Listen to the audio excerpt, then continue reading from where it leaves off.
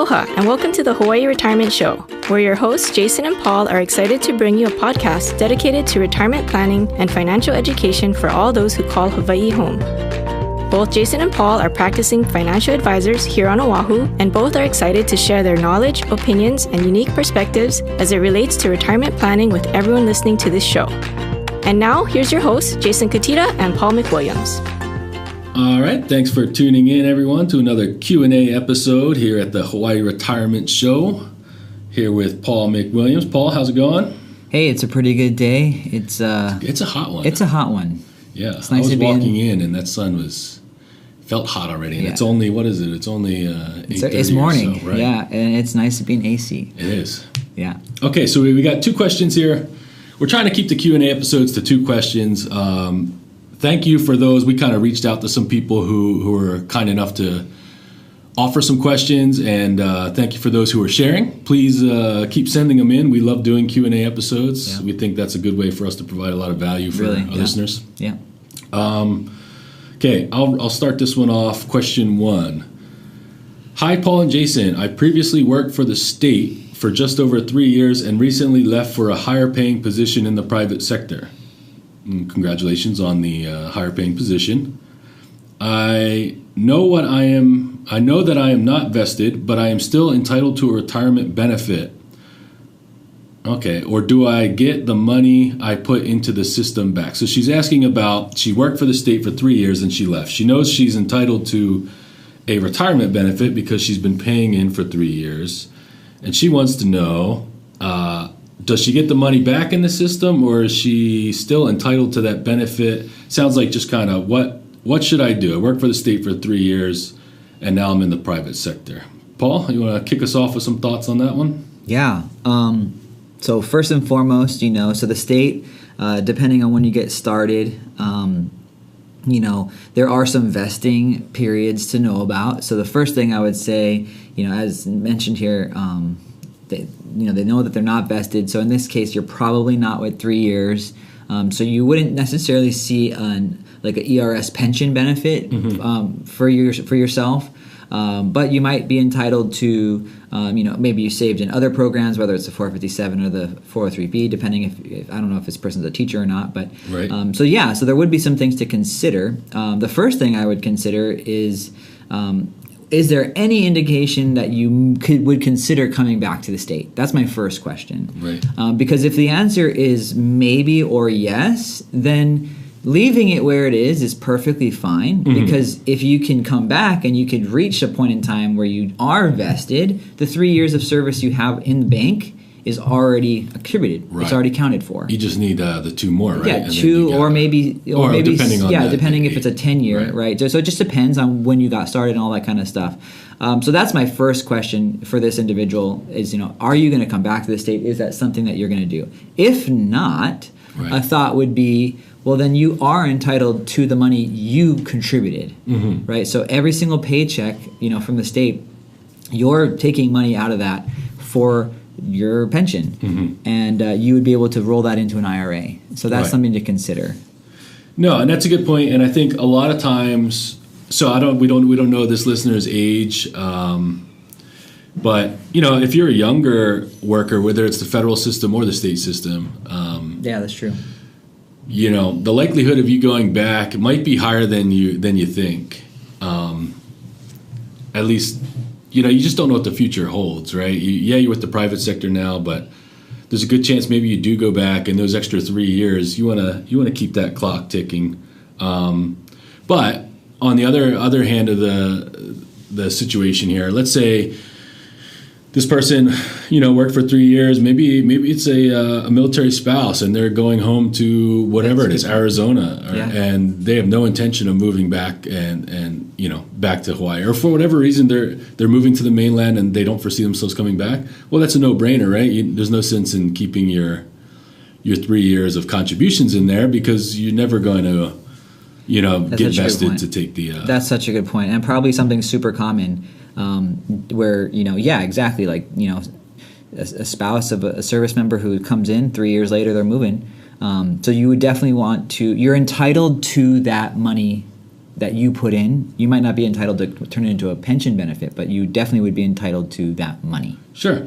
So I think we could just close it off with, it depends, and there's no time period, right? Like it doesn't matter if you make this decision in the next week or the next 3 years, right? I mean, the decision is the same. Yep. I mean, obviously, if you wanted to invest the money that you Yeah. I mean, there's that. But other than that, the decision can just remain there, and you don't need to make it. There's no sense of urgency here. Absolutely. So thank you for your question, and we hope we added a little bit of value there. So we're just going to jump in the second question here. So I'll kick it off to you, Jason. So the question is, I've been a federal worker for 12 years now and wanted to know if it's better to put more money into the TSP, which is the retirement program for the federal, or pay down my mortgage. I don't have any other debt, just the mortgage. Mahalo. So yeah, really great question. So Jason, kick it off to you. What are your initial thoughts? Yeah, so there's a lot there. In that there's a lot we don't know. Yeah. Thank you for the question, but it's a very broad question, and a lot of it is going to depend on. It's going to depend on everything. It's going to depend on what is your your interest rates on your mortgage. How long do you have left on your mortgage? How does your TSP balance look right now? What do you need your TSP balance to look like in the future? Yeah. Are you overfunded or underfunded? Yeah. So there's just so much to consider. Now I think I know where this person is coming from when they ask the question, in that there's a large group of people out there that are anti-debt, and they just can't emotionally handle the debt, and they just want to see that debt go away, because if they get that debt off the board, it just makes them feel good, right? And I understand that, and I'm not saying debt is good or bad or whatever, but there's also the analytical answer to that, which is could your dollar bills be better spent accumulating growth over the years, compounding, interest. So you can break it down to an analytical or an emotional answer. That's where I'm kind of looking at it. What do you think? Yeah, no, I mean, there's like you said in the beginning, there's a lot of variables here that we're not sure of. But for sure, this is a great question to just work through. Right. And so to me, one of the things that I would add is this a home that you would stay in? Right, or is it something you're gonna sell in the near future and then go buy another home? Right. Because in that case, then probably not. Right. But if this is your forever home, then hey, maybe you can make that case that it might be smarter for you to pay down the mortgage. But again, just to reiterate what you said, like if your interest rates are several years ago when they're more favorable, then hey, maybe we would consider that. But if they're a little bit higher, as we are in today's world, then again, maybe we would consider that. I mean, at the low of the low, I think you saw interest rates as like at 2 and something %, which is unheard of for a 30-year mortgage, which is so low. Yeah. Now I don't know what they're at, but they are creeping up. I mean, I don't recall it, but I know people who are buying houses. I don't know when it was now. Maybe it was in the 90s. I mean, there was interest rates up in like 10%. Yeah, double digits or more. Yeah. And I mean, that's hard for me to fathom, because in my lifetime we've had pretty historical very low at least in my adult lifetime, right?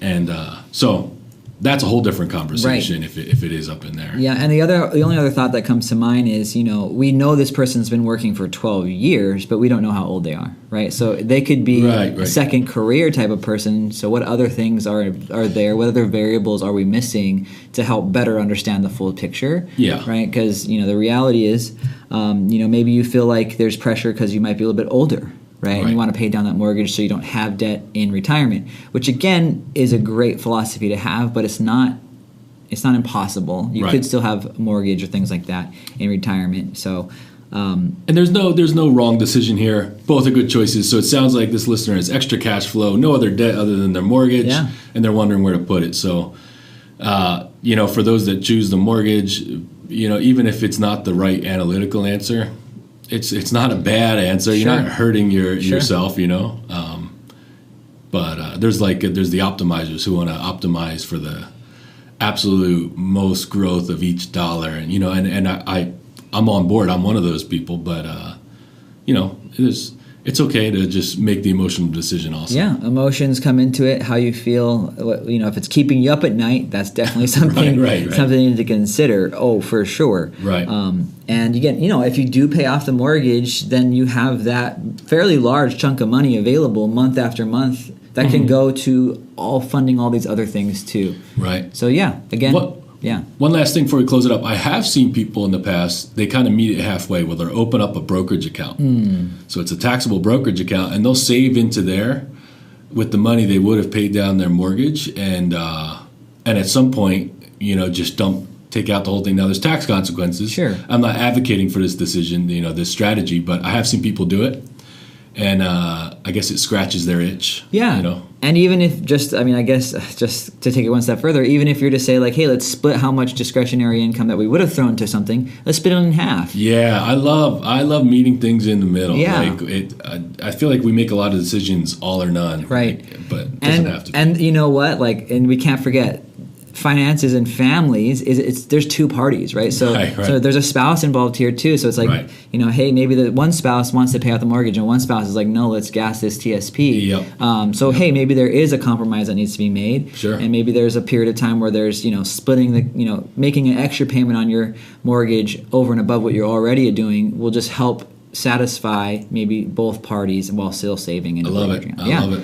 Well, I think that's a great place to conclude this episode. Again, we thank you so much for your questions.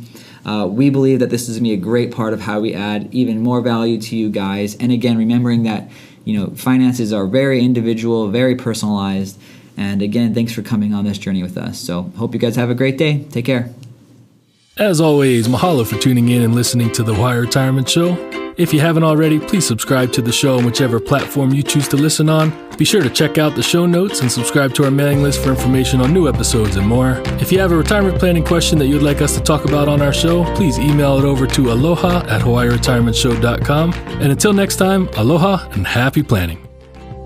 The opinions and statements presented on this show are for general information only and are not intended to provide specific advice or recommendations. Never make any investment or financial decisions based on information offered on this show without first consulting their financial, legal, or tax advisor. All economic and performance information mentioned on the show is historical in nature and is not indicative of any future results. All indices mentioned on this show are unmanaged and cannot be invested in directly. All information is believed to be from reliable sources. However, we make no representation as to its completeness or accuracy. Lastly, all opinions expressed by Jason Cutitta, Paul McWilliams, and any guests on the show are solely their own opinions and do not reflect the opinions of or are endorsed by ToBA Financial or Inspire Advisors. For Jason Cutitta, investment advisory services are offered through ToBA Financial LLC, a registered investment advisor offering advisory services in the state of Hawaii and in other jurisdictions where exempt from registration. And for Paul McWilliams, investment advisory services are offered through Inspire Advisors LLC, a registered investment advisor with the SEC.